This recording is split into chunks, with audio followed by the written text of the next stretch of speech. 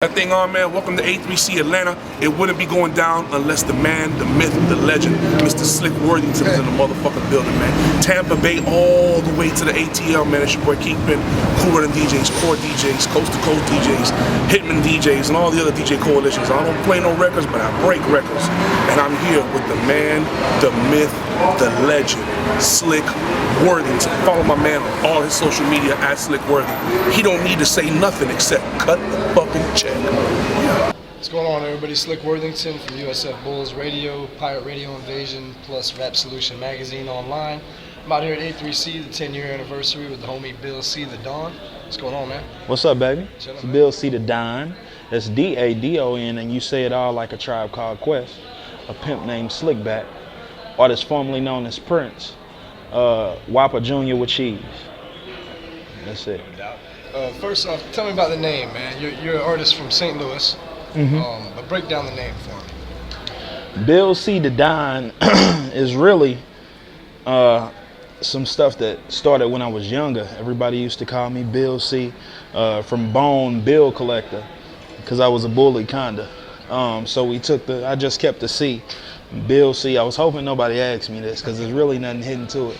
And then the Don, I used to be kind of ruthless back in the day.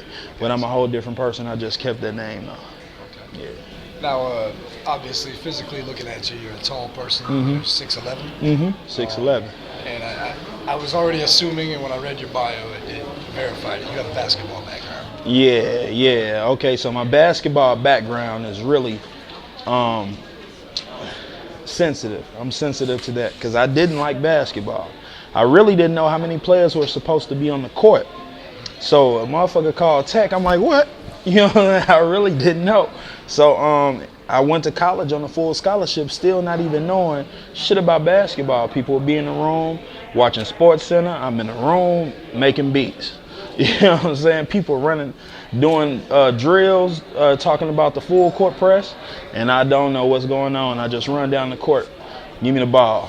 The shit was crazy, but yeah, after that, I mean, no matter where I was playing basketball, my dorm room was a studio. Everything was a studio. It was all, the whole basketball team started rapping just because they wanted to hang out with me.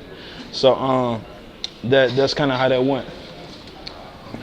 Now, I saw that you had a video coming out called Michael, and I put together my own theory on it, but it looks like the concept is about high-end things. Yeah, everything, definitely. Michael Jordan, Michael Kors. Talk to me about that. Well, the song Michael, I think I recorded that song about 3 years ago, and it was basically I was in a shower.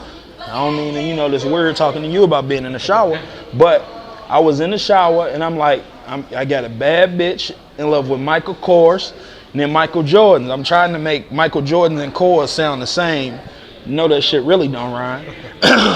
But then I'm like, damn, that's tight. I went to the studio, just got in the booth, rapping this shit.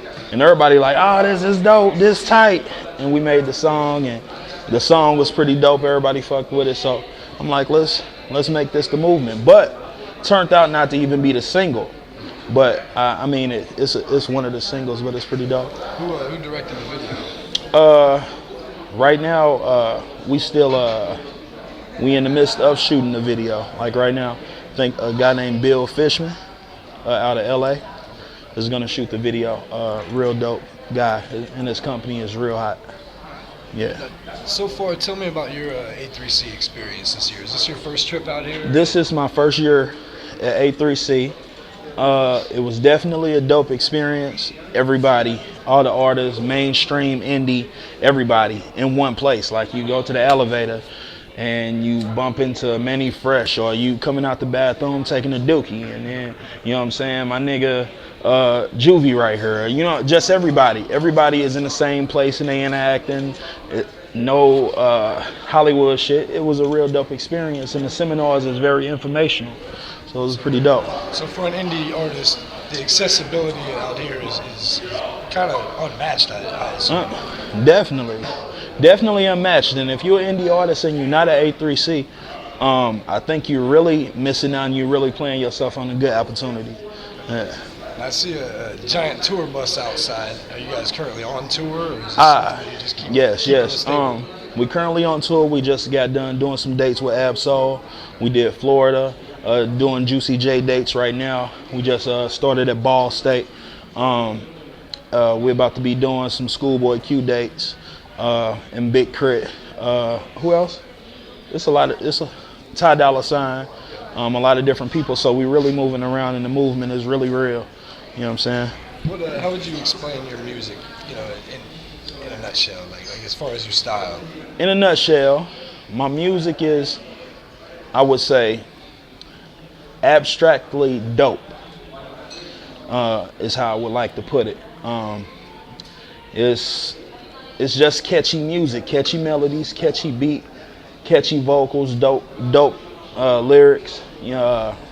Creative. Everything is creative. Like I like to say, okay, if somebody rapping about drug dealing, everybody rapping about drug dealing, but I want to make a song. If I'm talking about this, you will never know that it was about selling drugs unless you heard, you like, oh, that's about, at the end of the song, and you play it back and you keep wanting to hear it, like, damn, that was creative how they put this. Every song is the same things that people talk about. I don't talk about selling drugs and stuff like that, but it's the same concepts of relationships and this and that, but I put it in a whole different perspective every time. So it's enjoyable to listen to, and if you're on some kind of level, you high, you drunk, you sleepy, it don't make a difference. You can jam to it and feel like, damn, he took me somewhere else.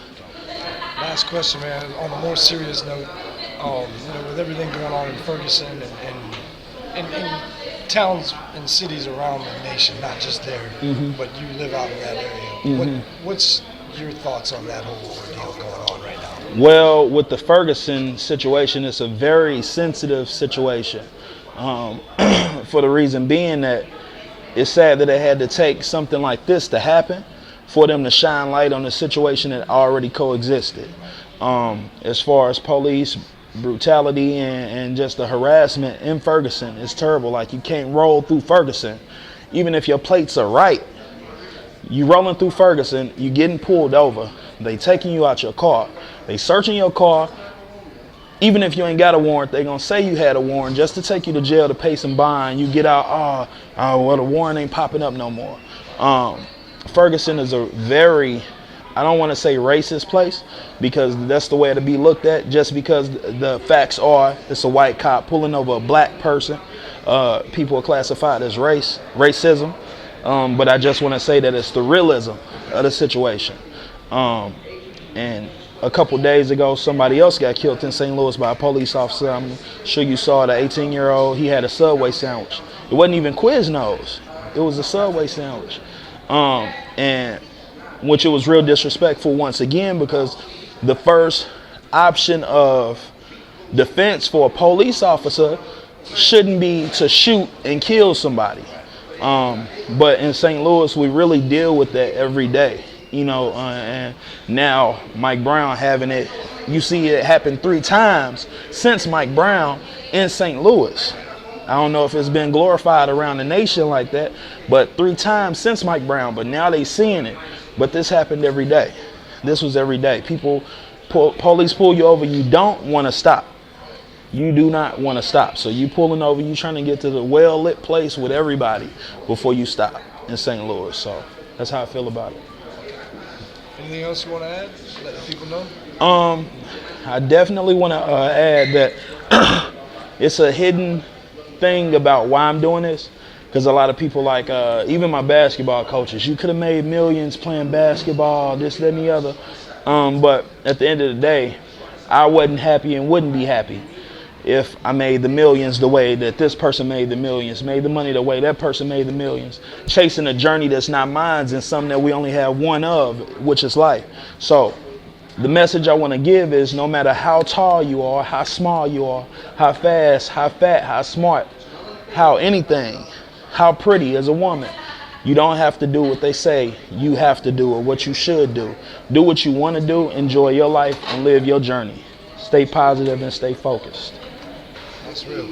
I respect that, because you were possibly blessed with an opportunity just because of your physical traits. Definitely. But it's not the mindset you had. Exactly. Don't get bullied into anything. Exactly. I felt like music to me is my baby. And if somebody coming and they doing this, they playing, they disrespecting my kid. You know what I'm saying? They disrespecting something that I love. So for me to jump into basketball, something that I don't care about, that I have no love for, I feel like I would be disrespecting the sport and the art of basketball and the people who love it. Exactly. So it's deeper than that to me. Appreciate your time, man. We enjoyed All right, man, I talking to you. appreciate you. Let the people know where they can find you online. You can find me at www.billcdadon.com.